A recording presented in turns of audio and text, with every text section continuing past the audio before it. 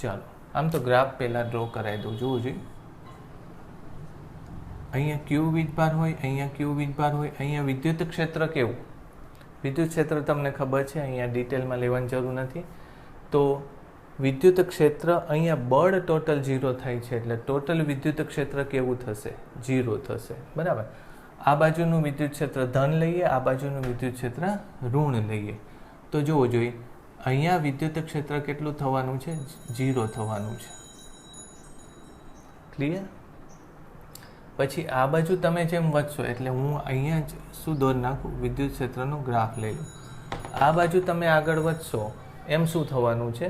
તો કે આની પ્રબળતા વધશે, આની પ્રબળતા ઘટશે, એટલે વિદ્યુત ક્ષેત્ર આ બાજુ વધતું જશે. પછી એટલે ધન બાજુ, અને આ બાજુ લઈશ તો વિદ્યુત ક્ષેત્રની દિશા આ બાજુ વધશે. પછી વિદ્યુત ક્ષેત્ર કે ક્યુ અપોન આર સ્ક્વેર, એટલે અંતરના વર્ગના વ્યસ્ત પ્રમાણમાં છે. તો એનો આલેખ કેવો આવે? તો મેં કીધું એમ વધે એટલે તમે અંતર વધારો, આમ તો શું થાય છે? આ અંતર ઘટે છે. બરાબર. જો આમ લખો તો વિદ્યુત ક્ષેત્ર કેવો કહેવાય? અંતરના વર્ગમાં વ્યસ્ત પ્રમાણમાં ઘટાડો થયો. બરાબર. હવે અંતર વધારો છો, બરાબર, અહીંથી અંતર લઈ, આમ નહીં દોરીએ, ચાલો જવા દો. અહીંયા વિદ્યુત ક્ષેત્ર 0, અહીંયા વિદ્યુત ક્ષેત્ર આની પાસે કેવું આવશે? મેક્સિમમ આવશે. અહીંયા જતાં જતાં એ વિદ્યુત ક્ષેત્ર કેવું થઈ જશે? 0 થઈ જશે. એટલે અત્યારે જો હું ગ્રાફ ડ્રો કરું તો આવું કંઈક આવશે, આ વિદ્યુત ક્ષેત્રનો ગ્રાફ આવશે. ક્લિયર? આ જગ્યાએ વિદ્યુત ક્ષેત્ર કેવું છે? અનંત થઈ જાય છે, આમ થઈ જાય. આ જગ્યાએ વિદ્યુત ક્ષેત્ર 0 થઈ જાય છે. સમજ પડી? આની નજીક જેમ જાઓ છો એમ વિદ્યુત ક્ષેત્ર કેવું થઈ જાય છે? મેક્સિમમ થતું જાય છે, અહીંયા 0 થતું જાય છે. તો એવું જ તમે આની માટે ડ્રો કરી શકશો. જોવું જોઈએ, વિદ્યુત ક્ષેત્ર આમ થઈ જશે. વાત સમજ પડી? ઓકે. પછી પાછું આમ જશો એટલે આની પ્રબળતા અને આ બંને એક જ બાજુ છે, એટલે આ દિશાનું વિદ્યુત ક્ષેત્ર લાગુ પડશે.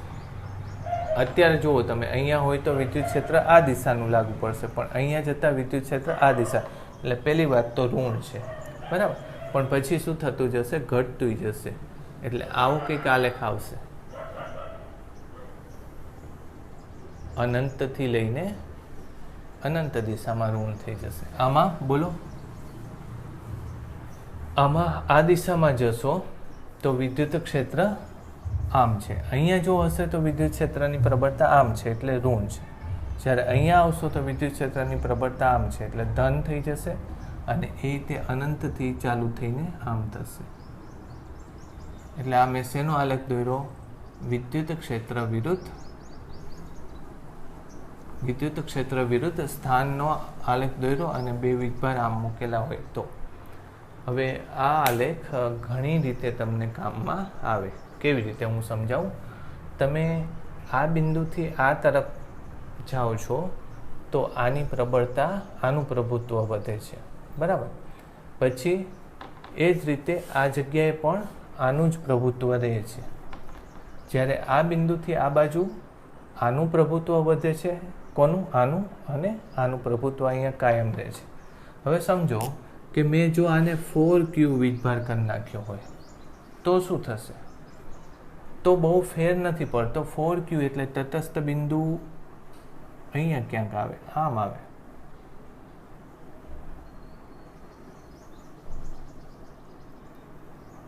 આવું આવશે, એટલે તટસ્થ બિંદુ આ બાજુ આવશે.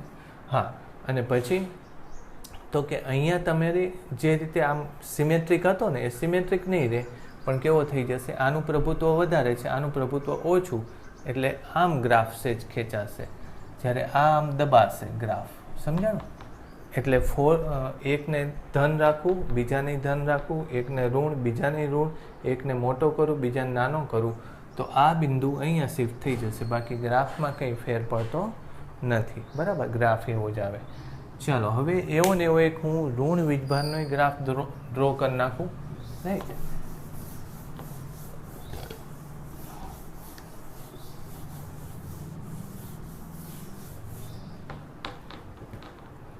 જો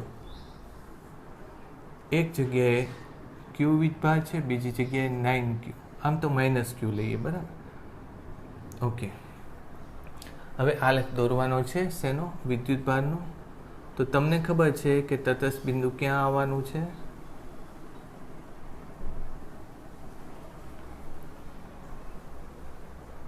જો બે અસમાન વિદ્યુતભાર રાખો તો નાનાની નજીક, એટલે આમાં નહીં આવે, આને હું -4Q કરી નાખું તો નાનાની નજીક અને મોટાથી દૂર એવું કંઈક, એટલે અહીંયા ક્યાંક વિદ્યુત ક્ષેત્ર 0 થશે. અહીંયા આને લીધે વિદ્યુત ક્ષેત્રની દિશા આમ, આને લીધે વિદ્યુત ક્ષેત્રની દિશા આમ, એટલે વચ્ચે બેયના વિદ્યુત ક્ષેત્રની દિશા આમ જ છે. ઓકે, હવે અહીંયા વિદ્યુત ક્ષેત્ર અનંત હોય, આ બિંદુ ઉપર પણ વિદ્યુત ક્ષેત્ર અનંત હોય, તો એનો મતલબ એમ કે વચ્ચે વિદ્યુત ક્ષેત્ર ઘટતું જતું હશે. જો ફરીથી હું કહું કે બંને વિદ્યુતભારો જો અસમાન હોય તો વચ્ચેના વિસ્તારમાં વિદ્યુત ક્ષેત્રની દિશા આમ જ છે, એટલે ધન છે. આ જગ્યાએ હું બિંદુ મૂકી દઉં, ધન કે ઋણ વીજભાર મૂકી દઉં તો અનંત બળ લાગશે. આ જગ્યાએ પણ અનંત બળ, એટલે અહીંયા વિદ્યુત ક્ષેત્ર અનંત, અહીંયા વિદ્યુત ક્ષેત્ર અનંત, વચ્ચે અનંત નહીં રહે. તો પછી કેવો આલેખ આવશે? આવું કંઈક આલેખ આવશે. ખ્યાલ આવ્યો? બંનેના વચ્ચેના વિસ્તારમાં આવો આલેખ આવશે. જો મેં બંને વીજભાર સમાન રાખ્યા હોય તો આ વચ્ચેનું બિંદુ એક્ઝેક્ટ અહીંયા મીટ થશે. ખ્યાલ આવ્યો? જો પછી હા એવું બને કે અહીંયા ક્યાંય વિદ્યુત ક્ષેત્ર વચ્ચે સમાન જ રાખી લઈએ અત્યારે, બરાબર. હવે ક્યાંય વિદ્યુત ક્ષેત્ર 0 બને એવું જરૂરી છે? આ બાજુ ધારો કે હું ધન વીજભાર, આ બાજુ ધન વીજભાર રાખું તો એ આમ ખેંચશે, એટલે આનું પ્રભુત્વ વધારે છે, આનું પ્રભુત્વ આ બાજુનું ઓછું છે ધન વીજભારનું. તો એનો મતલબ શું થયો? જો હું અહીંયા ધન વીજભાર રાખું અહીંયા, તો શું થાય બોલો? આ બે, આનું પ્રભુત્વ વધારે છે, આનું પ્રભુત્વ ઓછું છે, આ ઓછું છે, આ વધારે છે, એટલે કઈ બાજુ વિદ્યુત ક્ષેત્ર હોવાનું? આ બાજુ. આ બાજુ એટલે ઋણ. અહીંયા અનંત છે, અનંત એટલે અનંતમાં ઋણ છે. તો એનો અર્થ એવો કે આને આમ જ દોરવાનું થાય, આમ જ થાય.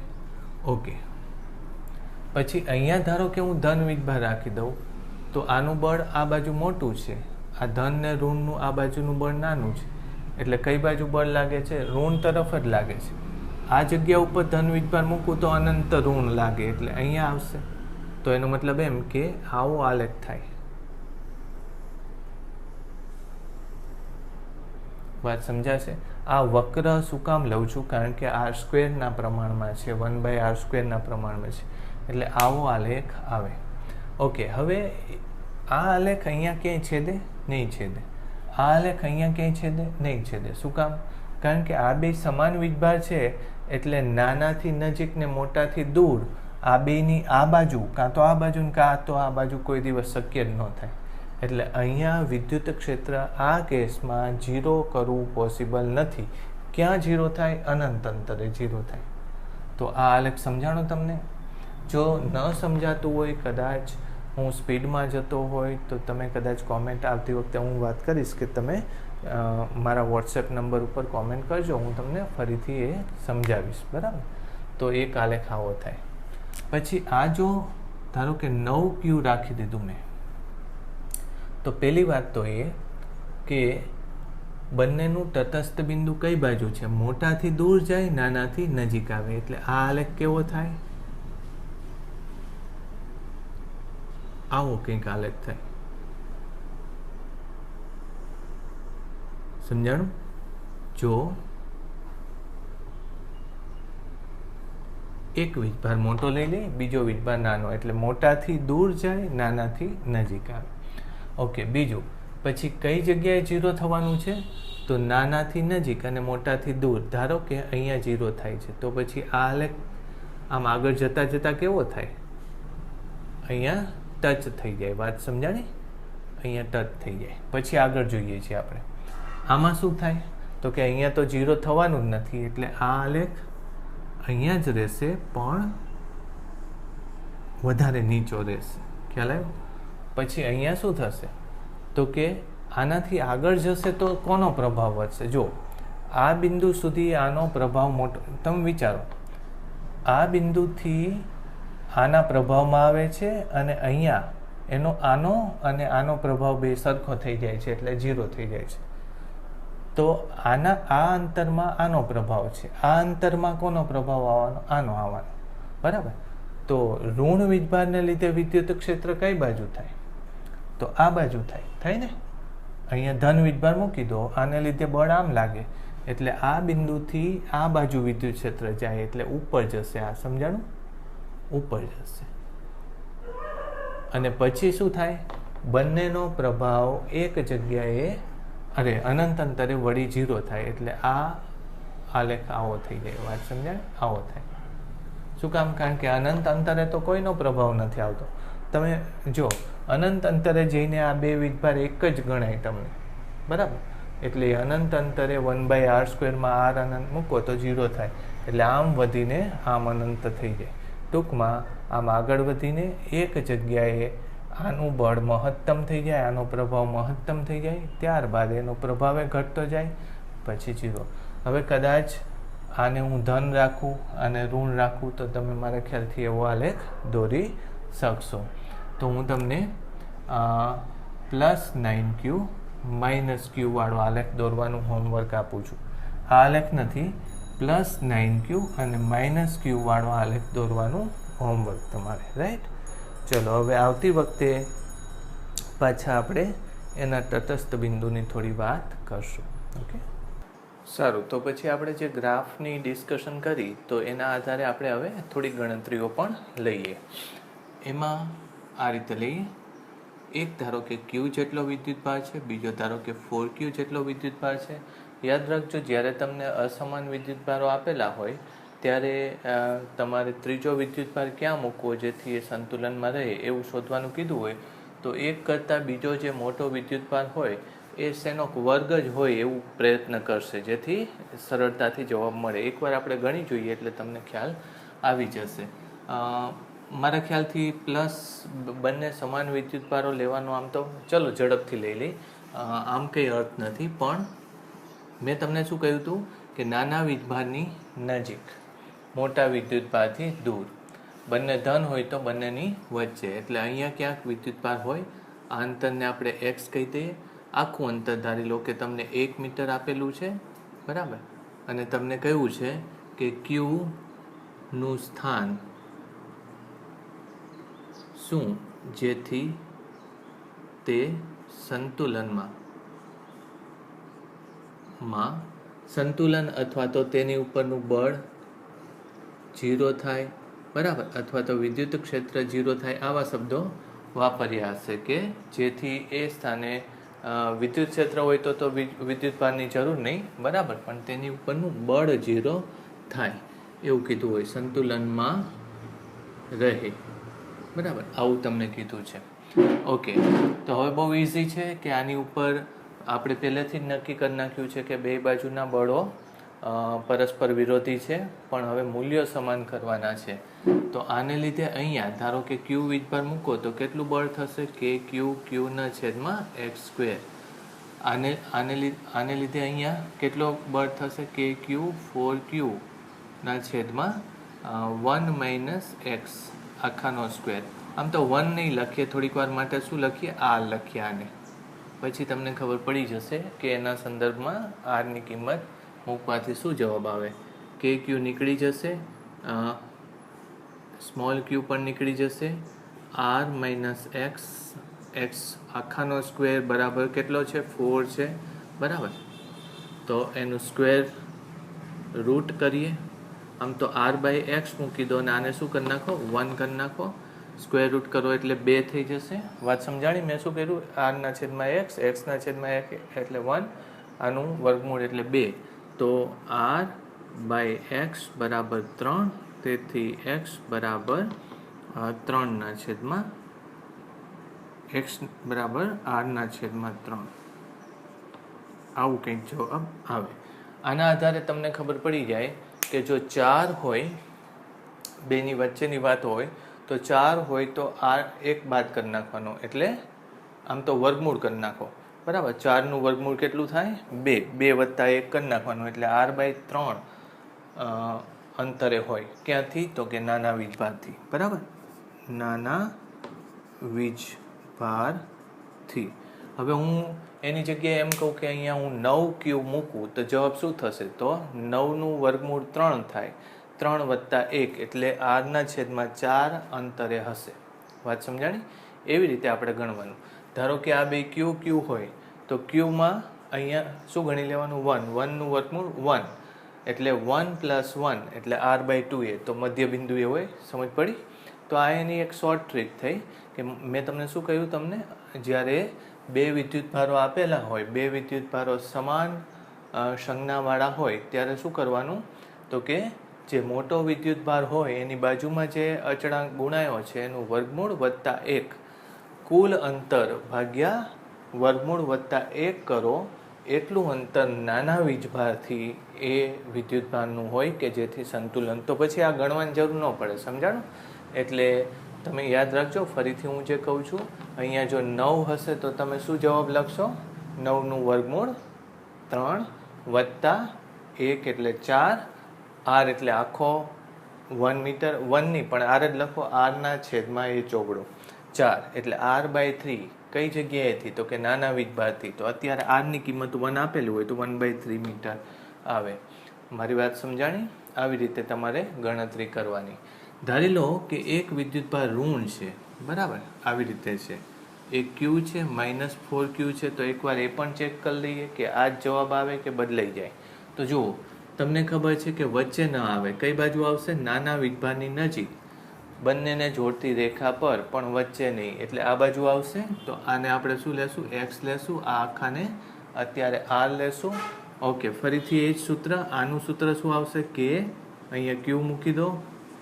q/x² બરાબર કે આને માઇનસ નહીં મૂકવાનું. 4q q/r વત્તા x. સમજાણું? r વત્તા x² તો k q કેન્સલ થઈ જશે. r + x/x આખાનો સ્ક્વેર બરાબર = 4. તો આ થશે r + 1 r/x + 1 = 2. therefore r/x = 1. therefore r = x. sorry, x = r. ચાલો હવે આને કેવી રીતે સમજશું? એટલે અહીંયા 1 મીટર હોય તો આ પણ કેટલા મીટર આવશે? 1 મીટર આવશે એમ કે છે. બરાબર. હવે આમાં એવો નિયમ બનાવવો હોય તો કયો નિયમ બનાવશો તમે?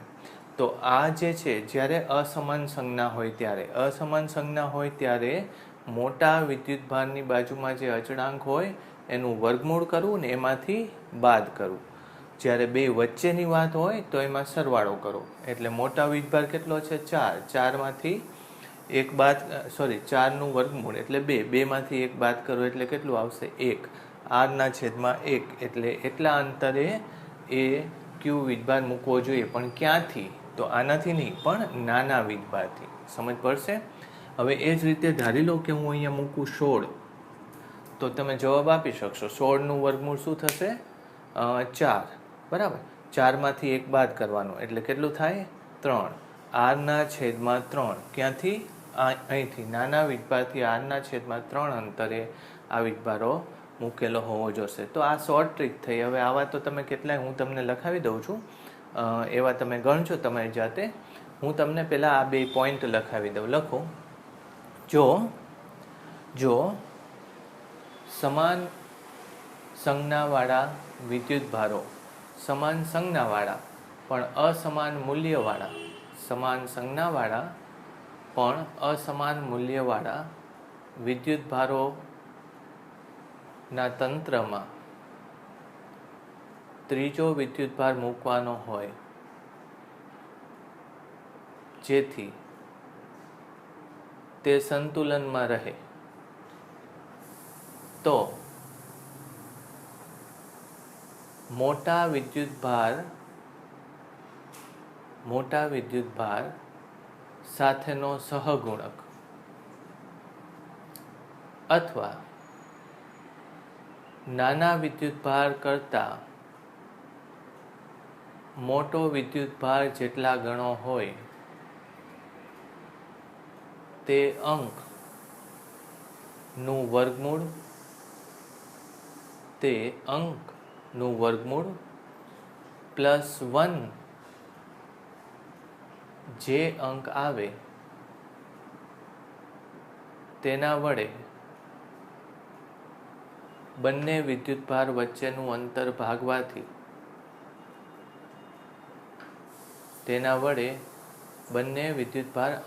વચ્ચેના અંતરને ભાગવાથી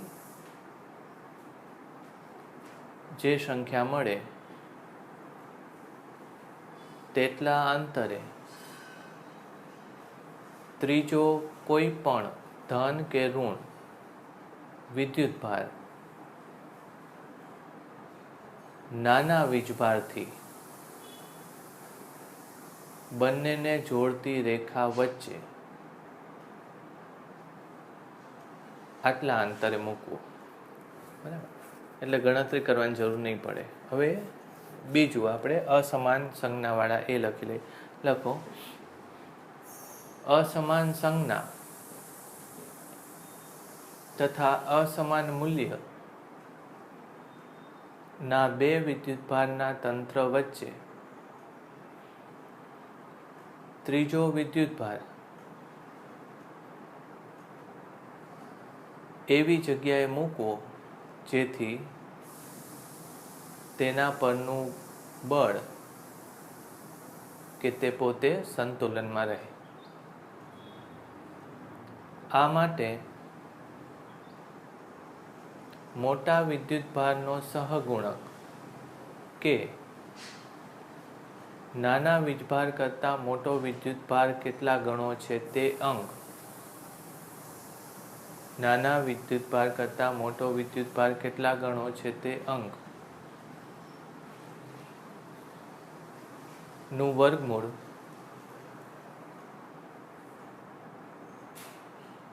લઈ તેમાંથી 1 બાદ કરતા જે અંક મળે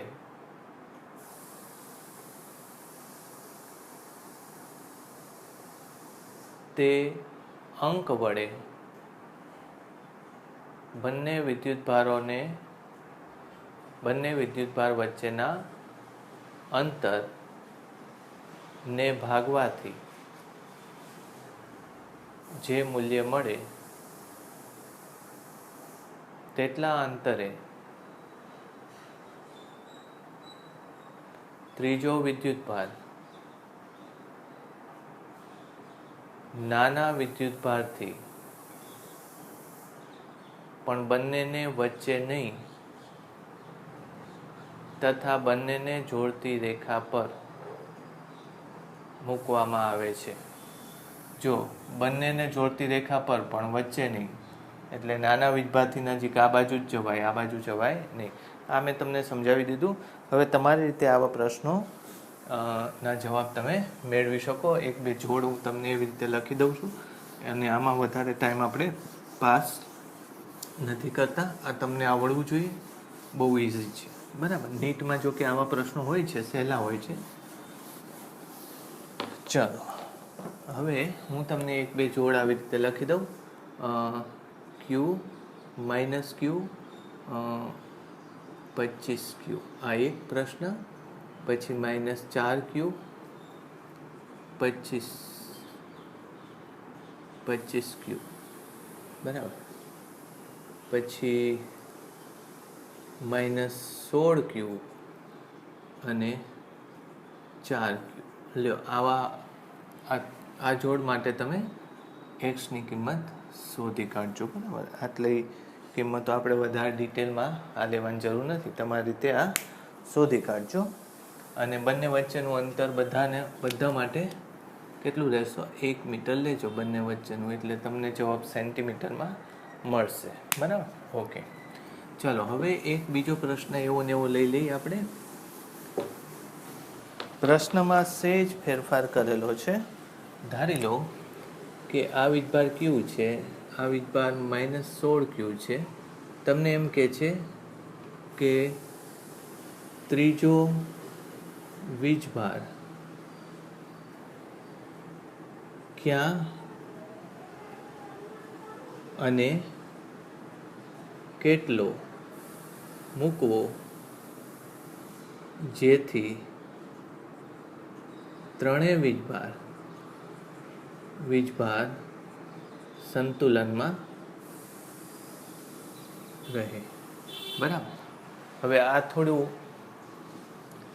વધારે પૂછ્યું છે કે ત્રણેય સંતુલનમાં રહેવાના. આની પહેલાં શું વાત કરી હતી? ત્રીજો વિદ્યુતભાર જ સંતુલનમાં રહે, ત્રીજા વિદ્યુતભાર પરનું બળ જ સંતુલનમાં રહે. હવે આપણે થોડું અલગ વાત કરીએ છીએ. શું વાત કરીએ છીએ હવે? તો કે ત્રણેય વિદ્યુતભાર સંતુલનમાં રહેશે. તો સૌથી પહેલાં તો મેં તમને કહ્યું એ રીતે શોધી કાઢશું. બેની વચ્ચેનું અંતર ધારો કે 1 મીટર છે. હવે અહીંયા શું છે? 16 છે. તો મેં તમને શું કહ્યું? બે અસમાન સંજ્ઞા હોય તો બાદ કરવાનું. 16નું વર્ગમૂળ કેટલું થશે? 4. 4માંથી 1 બાદ કરો એટલે 3. 1/3 કરવાનું એટલે 1/3 અંતરે અહીંયા હશે. અથવા આને જો હું L લઈ લઉં, આને જે લીધું હોય, ચલો અત્યારે L જ લઈએ, L ઉપરથી તમને ક્લિયર થઈ જશે. એટલે L/3 જેટલા અંતરે ક્યાં મૂકવાનું? નાના વીજભારથી પણ બંને વચ્ચે નહીં એવી જગ્યાએ. આ દાખલો તમારે ગણવો જોઈએ, પણ આપણે સીધો જવાબ લઈ લીધો. તો આમ કરવાથી શું થશે? તો કે અહીંનો Q વીજભાર સંતુલનમાં હશે. બરાબર. આ પહેલી કે L/3 અંતરે Q થી આ બાજુ મૂકો તો કેપિટલ Q વીજભાર સંતુલનમાં હશે. હવે આને સંતુલનમાં લેવું હોય તો શું કરવું પડે? જુઓ તો કે Q ધન છે, આ ધન છે, એટલે બે વચ્ચેનું બળ આ બાજુ લાગે છે. આ બે ધન હોય, આ ધન હોય, આ ધન છે, એટલે બે વચ્ચેનું બળ આ બાજુ લાગે. ધન અને ઋણ એનું બળ આ બાજુ લાગે. એટલે આ વીજભાર સંતુલનમાં આવે નહીં. પહેલો તો સંતુલનમાં છે જ. બીજો વીજભાર સંતુલનમાં લાવવા માટે શું કરવું જોઈએ? તો કે આની ઉપર બે તરફ બળ લાગવું જોઈએ. એટલે આનું ને આનું બળ તો આ બાજુ છે જ. તો આને હવે જો હું ઋણ બનાવી દઉં તો ઋણ અને ધનને આ બાજુ આકર્ષણ લાગશે. તો બે બાજુનું બળ આવી જાય કે નહીં? એટલે એક નવો મુદ્દો આપણે લેશું કે Qનું સંતુલન લેવા માટે કેપિટલ Q ઋણ હોય. ઋણ લેવો પડે કે નહીં? જો શું કામ? મેં ફરીથી તમને કહું, આ બે વચ્ચે આ બાજુ બળ છે, તો આ બે વચ્ચેનું બળ આમ થવું જોઈએ. તો આ ઋણ હોય તો જ એ બળ એ બાજુ થાય. એટલે કેપિટલ Q ઋણ હોવો જોઈએ. તો આ એક વધારાની શરત આવી. આની પહેલાંના દાખલામાં આવી કોઈ શરત હતી નહીં. બરાબર. કારણ કે ધન, ઋણ, મોટો, નાનો કોઈ પણ વીજભાર હોય, ત્રીજો વીજભાર તો સંતુલનમાં રહેશે. એટલે આનું કોઈ પણ મૂલ્ય હોવું જોઈએ, પણ આનાથી L/3 અંતરે હોય તો આ પોતે સંતુલનમાં છે.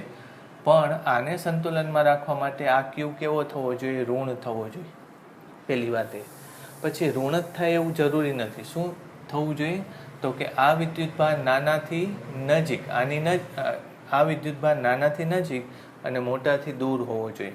હવે આનું મૂલ્ય એ માટે અગત્યનું. ધારો કે આનું મૂલ્ય હું 25 લઈ લઉં તો આ વીજભાર આનાથી નજીક છે, નાનાથી કેવો છે? મોટા વીજભારથી નજીક છે, નાનાથી કેવો છે? દૂર છે. એટલે આનું મૂલ્ય પણ અગત્યનું છે, યાદ રાખજો. તો એ કેટલું મૂલ્ય હશે એ લઈ લઈ. તો કે આ બે વચ્ચેનું અંતર મેં અત્યારે L/3 લઈ લીધું છે. એટલે પહેલાં તો શું લખશું? કે પછી અત્યારે માઇનસ નહીં લઉં, કારણ કે મેં માઇનસ લઈને બેની દિશા વિરોધી કરી નાખી. અત્યારે મૂલ્યની જ મારે સરખામણી કરવાની છે. એટલે જ મેં અહીં લખી નાખ્યું કે Q વીજભાર કેવો હશે? ઋણ. હવે આ બેનું બળ ને આ બેનું બળ બે કેવા? સરખા મૂલ્યના થવા જોઈએ, જેથી આ પણ તટસ્થ બિંદુએ આવી જશે અથવા એનું તટસ્થીકરણ થઈ જશે. એટલે Q બે વચ્ચેનું અંતર L/3 કેટલું છે? એનો સ્ક્વેર. પછી આ બે વચ્ચેનું બળ લો તો K, પછી Q, 16Q, માઇનસ લખવાની જરૂર નથી, એની વચ્ચેનું અંતર L². આ ત્રણ વસ્તુ નીકળી જશે. ક્લિયર? એટલે હવે જો તમે લેશો તો L² ના છેદમાં L² અને 3નો સ્ક્વેર એટલે 9 આમ થશે. ઇઝ ઇક્વલ ટુ કેટલું થયું? એક મિનિટ, મારી ભૂલ થઈ. હા, આ Q નહીં આવે. ફરીથી આ બેનું બળ કેટલું થાય? તો કે K, આ સ્મોલ Q, 16Q, બરાબર આમ થશે. એટલે આ કેપિટલ Q તો વધશે જ. બરાબર. કેપિટલ Q કેન્સલ નહીં થાય. કેપિટલ ક્યુના છેદમાં L² ગુણ્યા 9, 3નો વર્ગ 9 થઈને ઉપર જશે, ઇઝ ઇક્વલ ટુ, ચલો કેટલું થશે, 16 ક્યુના છેદમાં L² જતું રહ્યું, બરાબર. હવે ક્યુ ઇઝ ઇક્વલ ટુ 16ના છેદમાં 9 ક્યુ, આવો જવાબ આવવો જોઈએ. એટલે કેપિટલ ક્યુની કિંમત કેટલી હોવી જોઈએ, તો કે 16ના છેદમાં, આની કિંમત કેટલી રાખવી જોઈએ, 16ના છેદમાં 9, અને સાચે કેવી માઇનસ રાખવાથી આ સંતુલનમાં થઈ જાય. એટલે આપણે એમ લખશું ક્યુ ઋણ હોય તથા 16/q 9q જેટલો હોય તો ક્યુ વીજભાર સંતુલનમાં આવે, બરાબર. તો આ વીજભાર હવે શેમાં થઈ ગયો, સંતુલનમાં આવી ગયો.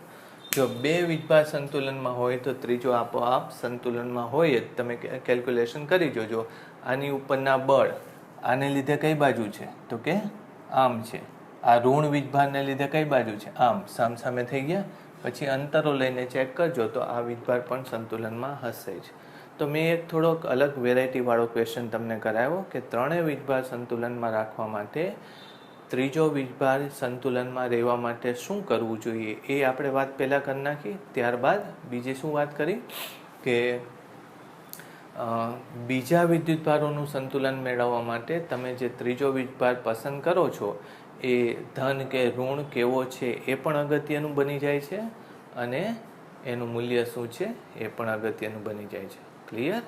તો આ એક વધારાનો પ્રશ્ન એ તમે કરજો, કારણ કે આવા પ્રશ્નો આપણી ટેક્સ્ટબુકમાં કે ક્યાંય તમે કદાચ જોયા નહીં હોય. રાઈટ. ઓકે, હવે જોઈએ એવો ને એવો એક પ્રશ્ન હું લખું અહીંયા. હવે સંતુલનની વાત કરીએ આપણે.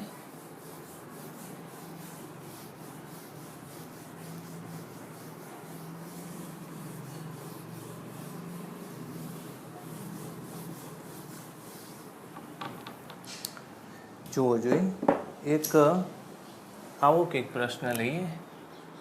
9q જેટલો વીજભાર છે અહીંયા, ત્યારબાદ -q જેટલો વિદ્યુતભાર અહીંયા છે. હવે આપણને ખબર છે કે ત્રીજો વીજભાર ક્યાં સંતુલનમાં આવશે, અહીંયા. કેપિટલ ક્યુ જેટલો વીજભાર ત્યાં સંતુલનમાં આવશે, બરાબર. સંતુલનમાં હોય, બરાબર. જો q > 0 એટલે કે ધન હોય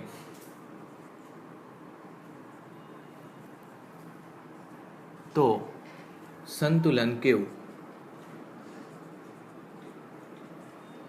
સંતુલન કયા ટાઈપના હોય એ મેં તમને સમજાવેલું છે. તો સંતુલન કેવું એટલે તમને હવે આમાં કેલ્ક્યુલેશન કરવાની જરૂર નથી. તમને ખબર છે કે ત્રીજો વીજભાર અહીંયા મૂકો તો એ સંતુલનમાં હોય, પણ જો એ ધન વીજભાર મૂકેલો હોય તો સંતુલન કેવું. તો મેં તમને એવું કીધેલું છે કે આ વિભાગ છે, આટલું અંતર જે છે એમાં આનું પ્રભુત્વ છે, -q પ્રભુત્વ છે. એટલે જો આ ધન હોય તો -q એને કઈ બાજુ ધક્કો મારશે, એને કઈ બાજુ ખેંચે છે, આ બાજુ ખેંચે છે, બરાબર. ઓકે, અને ત્યારબાદનું અંતર જે છે ત્યાં કોનું પ્રભુત્વ છે, +q નું. એટલે +q નું એટલે આ બાજુ હોય તો એને આમ ધક્કો લાગશે. વાત ખબર પડી ગઈ? તો બંને બળો કેવા છે, પરસ્પર વિરોધી. અહીંયા બંને બળો કેવા છે, સમાન છે. ધારી લો કે આ વીજભારને સહેજ હું આમ ધક્કો મારી દઉં તો આની નજીક જાય છે, એની નજીક જાય છે એટલે આનું બળ વધશે, એટલે આ તરફનું બળનો સદિશ મોટો થશે. અને આની પણ નજીક જાય છે, સમજો, તો એનો પણ બળ ક્ષેત્રનો સદિશ જે હશે એના કરતાં મોટો થશે. પણ વિચારજો, પ્રભુત્વ કોનું, તો કે આનું રહેવાનું છે. એટલે બળ કોનું વધારે હશે, તો કે આનું રહેવાનું છે. એટલે આમ ધક્કો મારશો એટલે તરત આમ જતો રહેશે, આની નજીક ચોંટી જશે. એનાથી આગળ વિચારો કે જો હું આને આમ ધક્કો મારું તો શું થશે, તો કે આ વિભાગમાં કોનું પ્રભુત્વ છે, તો કે આનું પ્રભુત્વ છે. એટલે કે આનું બળ જે છે એ પોતાની તરફ જે છે અને પેલાનું બળ આમ છે, એમાંથી બંનેમાં ઘટાડો થાય છે. યાદ રાખજો, પણ ઘટાડો ઝડપી કોનો હશે? તો કે ઘટાડો ઝડપી આનો હશે અને આનો ઘટાડો ધીમો હશે. તમને ખબર છે કે 1/r² જે છે એ આલેખ કેવો છે? જો આવો છે, આવો છે. એટલે નજીકના અંતરમાં ઘટાડો કેવો છે? ફાસ્ટ. અને દૂરના અંતરમાં ઘટાડો કેવો છે? ધીમો. આ ઘટે છે કેવી રીતે? ધીમે. અને આ ફાસ્ટ ઘટે છે. એટલે આને નજીક, આ સ્થાનેથી આને આમ ખસેડું તો આ અંતર હજી ઓછું છે, જ્યારે આની સરખામણીમાં અંતર વધારે છે.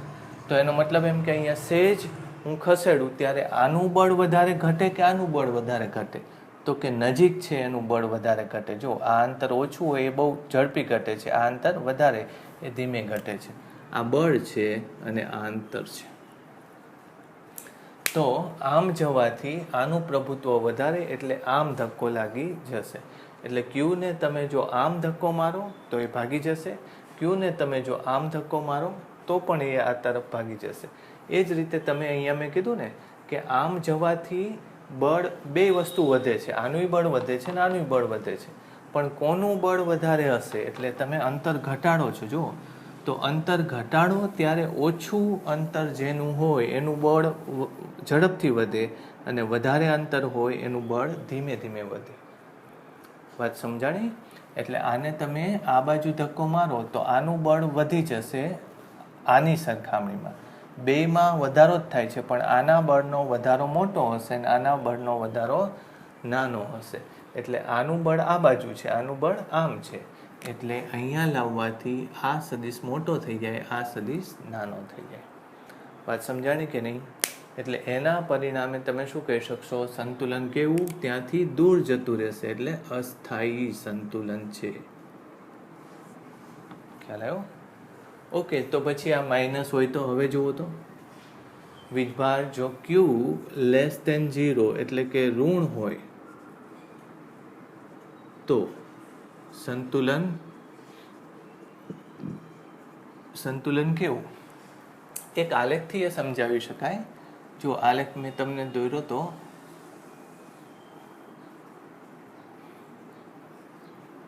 યાદ છે આલેખ કેવી રીતે દોરેલો? આ અહીંયા ક્ષેત્ર લેશો તો આ બાજુ ક્ષેત્ર છે, એટલે આલેખ આવો દોર્યો તો, જો યાદ હોય તો.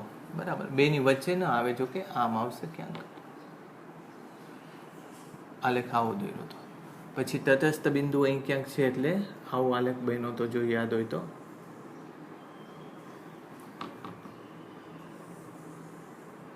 આવો આલેખ બનાવ્યો હતો, રાઈટ. અહીંયા તટસ્થ બિંદુ છે એટલે 0 છે, અને પછી આવો આલેખ હતો, જો યાદ હોય તો. તો હવે આનાથી જો હું આ તરફ લઈ જઈશ તો કેવું વિદ્યુત ક્ષેત્ર છે? કઈ બાજુ? ઋણ. ઋણ એટલે આ બાજુનું છે, એટલે એને ધક્કો ક્યાં લાગશે? ધન વીજભાર હોય તો ધક્કો એને આમ લાગશે. અહીંથી અહીં લઈ જઈશ તો કેટલું વિદ્યુત ક્ષેત્ર છે? તો કે ધન વિદ્યુત ક્ષેત્ર. તો ધન વીજભારને ધક્કો આ બાજુ લાગે. એટલે આ મેં બે વસ્તુ સમજાવી, એવું ન સમજવું હોય તો આલેખના આધારે જ સમજ પડી જાય કે અહીંયા વિદ્યુત ક્ષેત્ર 0 છે, એટલે ટોટલ બળ 0. હું આમ જઈશ તો વિદ્યુત ક્ષેત્ર ઋણ થાય છે, એટલે એને ધન વીજભારને આમ બળ લાગે. હું સેજ આમ લઈ જઈશ તો વિદ્યુત ક્ષેત્ર ધન થઈ જાય છે, એટલે ધન વીજભારને આમ બળ લાગે, એટલે ભાગી જશે. ખ્યાલ આવશે? ઓકે. ભાગીને પછી શું થાય? તો કે ધન છે ત્યાં પછી આવું થાય છે, આમ નથી થતું પણ આમ થાય છે, રાઈટ. એટલે અનંત અંતર સુધી ભાગી જશે. ઓકે, હવે ઋણ વીજભાર લઈએ તો ઋણ માટે મેં તમને સમજાવ્યું કે આ બેનું કેવું બળ છે? અપાકર્ષી, એટલે આમ છે. આને અહીંયા લઈ જવાથી આનું બળ આના બળ કરતાં મોટું થાય. આનું બળ કઈ બાજુ છે? આમ છે. આનું બળ કઈ બાજુ છે? આમ છે. બળ કયું મોટું? તો કે આ બાજુનું બળ મોટું, એટલે આને આમ ધક્કો મારું તો પાછળ આ બાજુ ધક્કો લાગશે. એ જ રીતે આને જો હું આમ લઈ જઈશ તો આનું બળની સરખામણીમાં આ બળ વધારે હશે, કારણ કે બળનો ઘટાડો ધીમો કોનો? તો કે આનો ધીમો ઘટાડો છે અને આનો વધારે ઝડપી છે. એટલે આમ જવાથી આનું બળ ઘટી જશે અને આનું બળ વધારે હશે. કઈ બાજુ છે એનું બળ? તો કે ઋણ વીજભાર હોય તો આની તરફ ખેંચાય અને આનાથી દૂર જાય. આનો પ્રભાવ ઓછો છે, આનો વધારે છે, એટલે બળ પાછું આમ જ લાગશે. ખ્યાલ આવ્યો? એટલે આ બાજુ ધક્કો મારેલો વીજભાર પાછો આવશે, આમ ધક્કો મારેલો વીજભાર આમ જશે. એટલે અહીંથી આમ જાઓ તો આમ પાછો આવતો રહે, અહીંથી આમ જાઓ તો અહીંયા પાછો આવી જાય. તો સંતુલન કેવું? સ્થાયી સંતુલન. બરાબર, સંતુલન કેવું થશે? સ્થાયી સંતુલન થશે. વાત સમજાણી? આમાં સમજો તો પણ ખ્યાલ આવી જશે કે ઋણ વીજભાર હોય અને એની ઉપર ઋણ વિદ્યુત ક્ષેત્ર કઈ બાજુ બળ લગાવે? ધન તરફ. એટલે જો તમે અહીંયા ઋણ વીજભાર મૂકો તો એને આમ બળ લાગશે, અને અહીંયા ઋણ વીજભાર મૂકશો તો ઋણ વીજભાર ઉપર ધન ક્ષેત્ર કઈ બાજુ બળ લગાડે? આમ લગાડે. તો સંતુલન કેવું છે? સ્થાયી સંતુલન છે. પછી એ જ રીતે તમે ધારી લો કે આ બાજુ વિદ્યુત ભાર મૂકેલો હોય તો પણ તમને ખબર પડી, ત્યાં તો જો કે 0 થતું જ નથી, એટલે સંતુલનનો ત્યાં સવાલ નથી. હવે આપણે એની એકાદી કેલ્ક્યુલેશન પણ કરીએ, એટલે થોડું અહીંયા કરી શકાય એવું છે, પણ હું જે સહેલાઈથી વધારે પૂછાય છે એવી વાત આપણે પહેલાં કરીએ. રાઈટ? ઓકે. તો મારા ખ્યાલથી આ હવે સમજ પડી ગઈ હશે કે અહીંયા ઋણ વીજભાર હોય તો સંતુલન કેવું, ધન વીજભાર હોય તો સંતુલન કેવું. હવે એ જ રીતે તમે અહીંયા પ્લસ કરી નાખો, અહીંયા માઇનસ કરી નાખો, અને શું થાય છે એ જુઓ તમે. બરાબર? તો જવાબ તમને મળી જશે. રાઈટ, ચલો.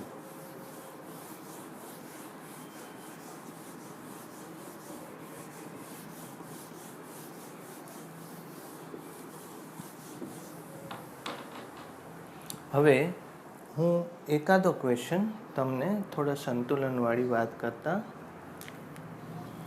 સહેલા લઈએ. ક્યુ વીજભાર છે, ક્યુ વીજભાર છે, અંતર L છે, આ અંતર L/2 છે. રાઈટ? અહીંયા કેપિટલ ક્યુ મૂકેલો છે. તમને ખબર છે કે આ ક્યુનું સંતુલન કેવું છે?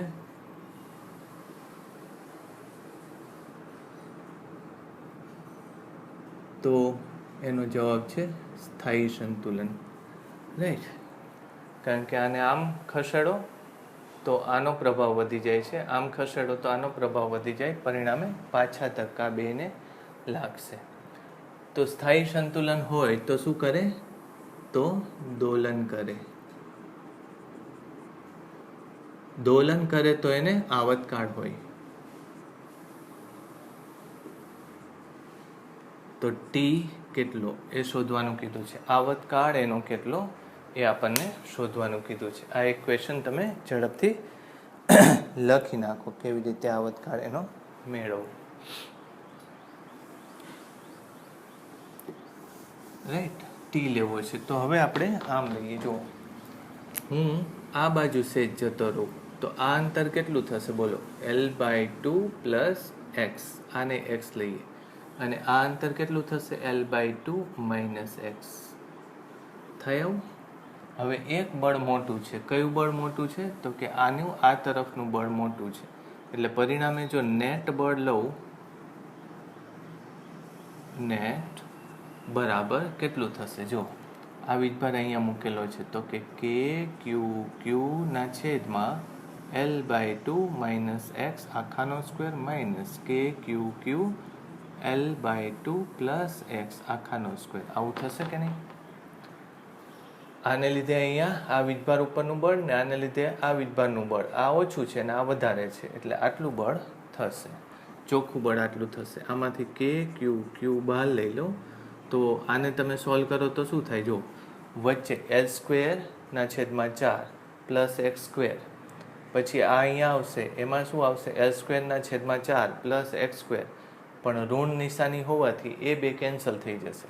આ બાજુ શું હતું? 2Lx/2 એટલે Lx, અને આ બાજુ શું હતું? -2Lx/2 એટલે માઇનસ માઇનસ પ્લસ Lx થઈ ગયા. એટલે ટોટલ કેટલું થશે? 2Lx. આ સમજ પડી? તમે જો આમ લખો ને, આમ તો L²/2 4, પછી 2Lx/2 plus x² minus L²/4 minus 2Lx/2 plus x², આવું હતું. કૌંસ ખોલો તો આ પ્લસ થઈ જશે ને આ માઇનસ થઈ જશે. આ નીકળી જશે એટલે આ બે ટોટલ 2Lx થાય ને. બસ એ જ મેં લખેલું છે. ભાગ્યા શું આવશે L²/4 માઇનસ x², આવું થશે. ક્લિયર? ઓકે, તો કે ક્યુ ક્યુ, પછી 2 લખીએ આગળ L, પછી આમાં જો Lની સરખામણીએ આ x કેવું છે, અત્યંત નાનું લેતા, બરાબર. તો Lની સરખામણીમાં x જો અત્યંત નાનું હોય તો આ કેટલું થશે, L²/4. અહીં લખશું L > x હોવાથી L²/4 માઇનસ x² માં x² અવગણતા, રાઈટ. તો આવું થશે ને બાજુમાં અહીંયા x આવી જશે, રાઈટ. તો આ આવશે 8 k q q L, એક L નીકળી ગયો, L x, આવું આવશે. આમાં તમે જોજો કંઈ કેલ્ક્યુલેશનમાં ભૂલ હોય તો ચેક કરી લેજો, બરાબર. હવે દોલન થતું હોય તો એ સરળ આવત પ્રકારનું હોય તો એમાં તો સૂત્ર ખબર છે કેટલું છે, કે x. તો k ની કિંમત કેટલી આવી, k = 8 k q q / L. આ k વિદ્યુતીય અચળાંક છે અને આ બળ અચળાંક છે.